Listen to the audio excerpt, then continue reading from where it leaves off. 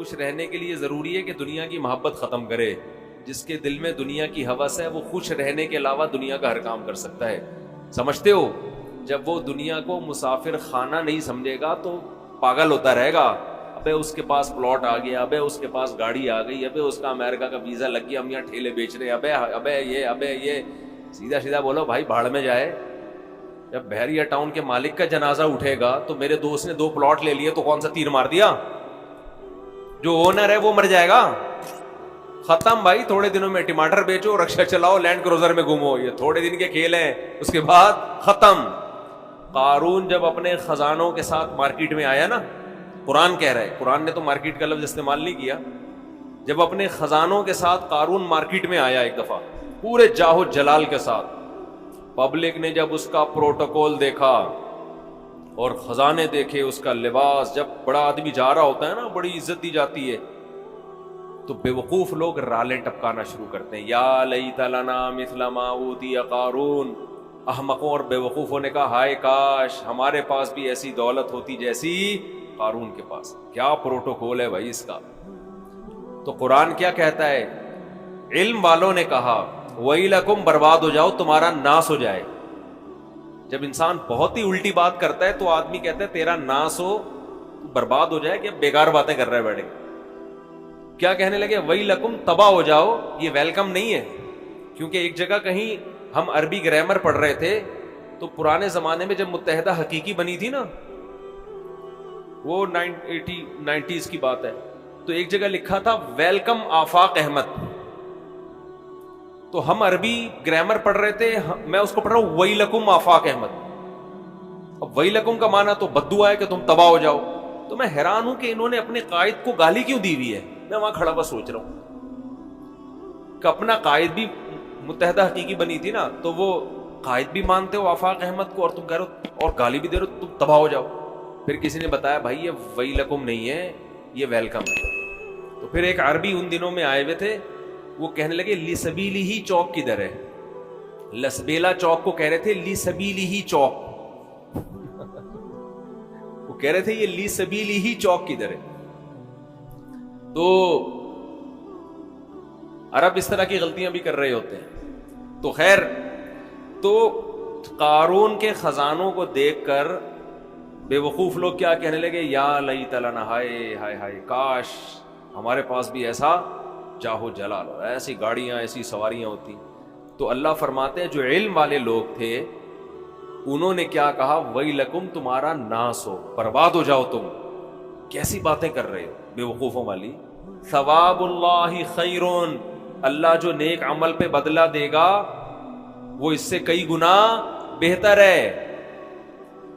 تو کبھی تمہاری رالیں کسی نیک عمل کو دیکھ کے تو ٹپکی نہیں ہے کہ وہ روزے رکھ رہا ہے, وہ صدقہ کر رہا ہے, تو رال ٹپ کے یار کتنا کما رہا ہے. یہ ٹپک کس پہ رالیں رہی ہیں؟ جو عیاشی کر رہا ہے. تو یہ عیاشی تو تھوڑے دنوں میں ختم ہونے والی ہے. اور قارون اب مارکیٹ سے شارٹ ہو گیا کہ نہیں ہو گیا؟ کہاں گیا اس کا جاہو جلال؟ تو قبر بھی نہیں ملتی, قبر بھی نہیں ہے, زمین میں دھسا دیا اللہ نے, ایسا دھسایا حدیث میں آتا ہے قیامت تک دھستا ہی رہے گا. موسیٰ علیہ السلام نے اسے کہا زکوٰۃ دے, اللہ نے تجھ پر احسان کیا ہے, تو جیسے اللہ نے تجھے دولت دے کے احسان کیا تو اللہ کی مخلوق پہ احسان کر, تو بھی مخلوق پہ خوب خرچ کر. تو کہنے لگا یہ میرا کمال ہے جو میں نے پیسہ کمایا ہے, مائنڈ میرا کیا تھا. آج بعض مالدار لوگ کہہ رہے ہیں نا میرا مائنڈ, میری لک ہے اور میری, او بھائی آپ کا کچھ نہیں ہے. جس کے لیے اللہ رزق کے دروازے کھولنا چاہے کھول دیتا ہے. ہم نے بڑے بڑے فنڈر دیکھے ہیں, وہ بیچارے ٹماٹر ہی بیچتے رہتے ہیں ساری زندگی, حالانکہ مائنڈ ان کا بہت ہوتا ہے. اور بڑے بڑے بے وقوف لوگ دیکھیں جن کے پاس نوٹ گننے کی فرصت نہیں ہے. تبھی امام شافعی نے کہا ہے نا, ایک شعر امام شافعی کی طرف منسوب ہے واللہ عالم, کہ اگر عقل کی بیس پر لوگوں کے پاس پیسہ آتا تو غریب تو بیچارے بھوکے مر جاتے. نہیں سوری, بے وقوف بیچارے بھوکے مر جاتے اگر عقل کی بیس پہ پیسہ ملتا. تو میں اکثر اس پہ ایک واقعہ بھی سناتا ہوں, میں جلدی سنا کے آگے چلتے ہیں. ایک مالدار آدمی ہمارے حضرت یہ واقعہ سنائے کرتے تھے پرانے زمانے کا. ایک بہت مالدار آدمی تھا, غریب تھا, سوری، ایک بڑا عقل مند آدمی تھا غریب. مجھے بھی روزہ لگ رہا ہے آج. ایک بڑا عقل مند آدمی تھا مگر تھا کیا؟ غریب.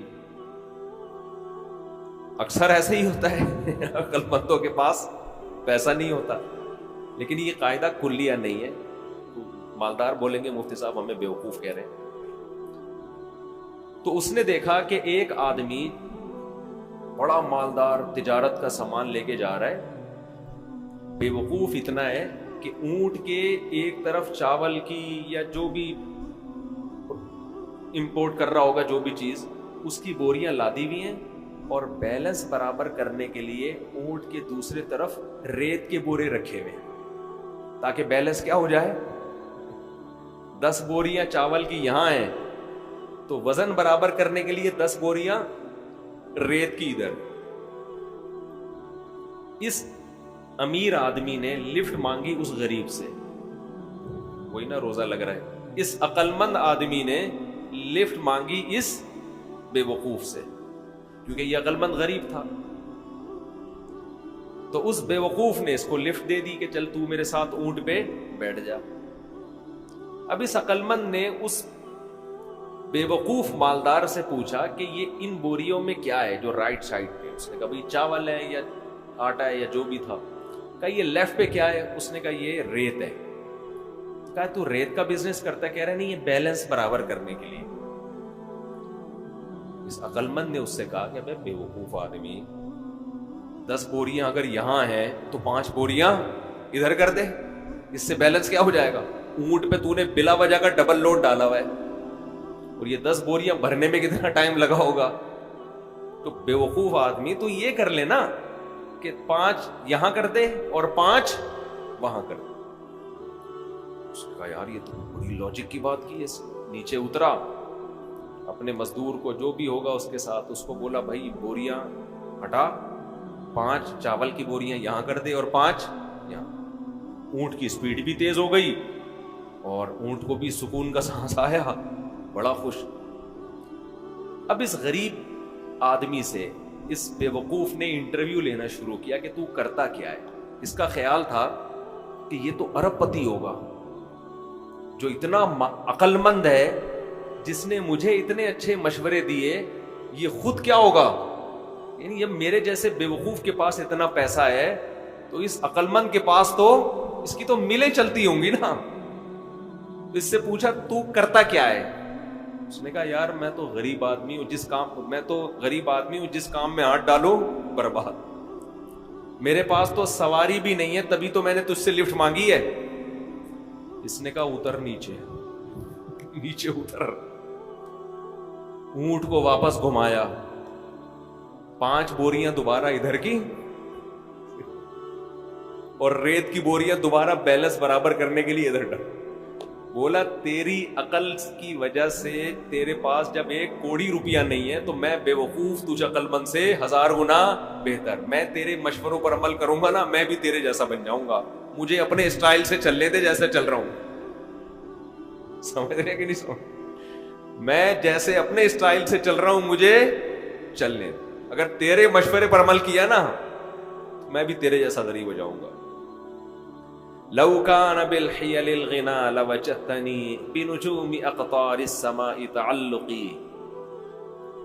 امام شافعی کا غالباً شعر ہے یہ کہ اگر تم دیکھتے محنت سے پیسہ ملتا تو میں پیسے کی تلاش میں آسمان کے ستاروں تک پہنچ جاتا.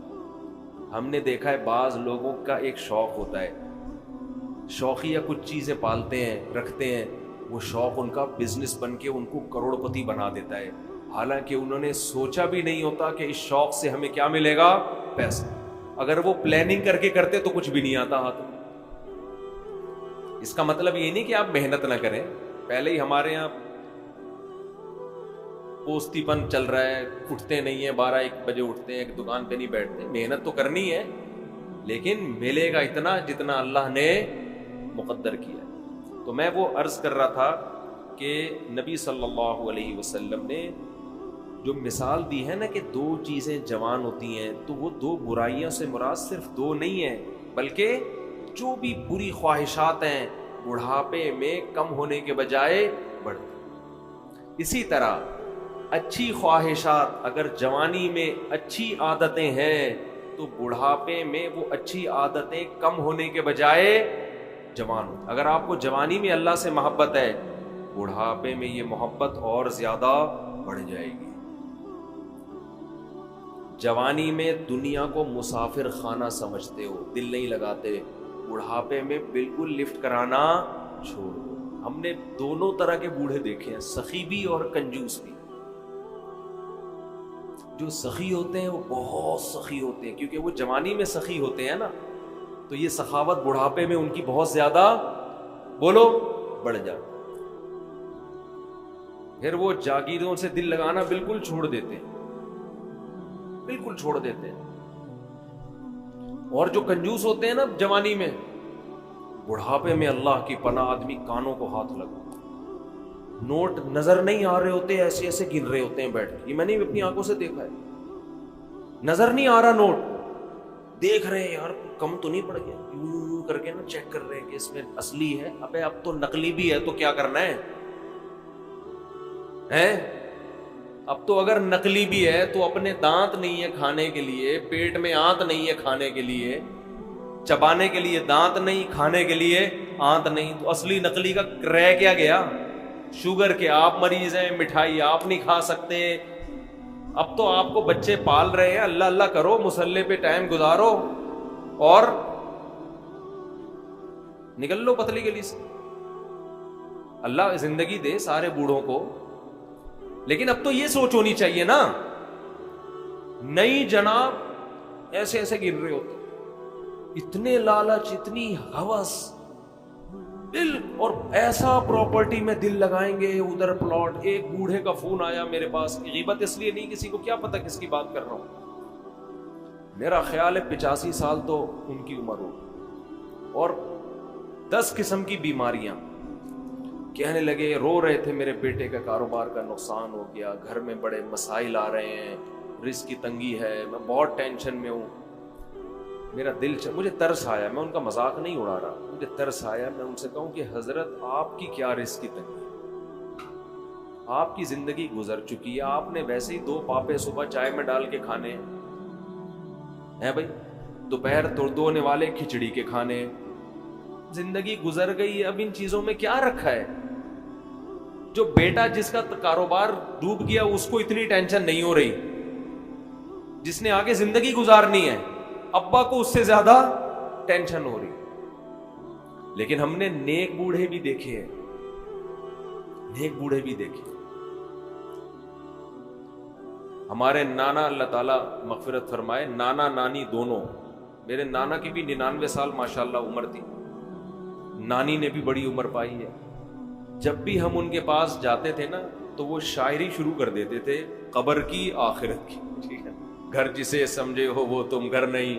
مجھے پورا شعر یاد نہیں ہے ان کا, یعنی بار بار کہتے تھے بیٹا جس کو تم گھر سمجھ رہے ہو یہ گھر نہیں ہے, گھر اصل کیا ہے, قبرستان. اور سخاوت ایسی, کھلا رہے, ہر وقت کچن میں کھانا بنتا رہتا تھا. مسجد کے امام بھی تھے ہمارے نانا, تو جو گلی محلے میں جا رہا ہے نا اس کو بلایا, ادھر آ بیٹھ. گھر والوں کو ٹینشن دی ہوئی تھی, کھانا لے کر آؤ اس کے لیے. تو گھر والے بھی تنگ آ گئے تھے. تنگ آنے کا مطلب ظاہر ہے بار بار کھانا گھر میں پکتا رہے, لیکن سخاوت تو تھی نا. تو ایسے بھی دیکھے ہیں کہ بھائی یہ گھر ور کچھ ان کو کوئی دلچسپی نہیں ہوتی پلاٹوں میں, جائیدادوں میں. تو یہ جوانی میں ختم کر لیا تو ہو جائے.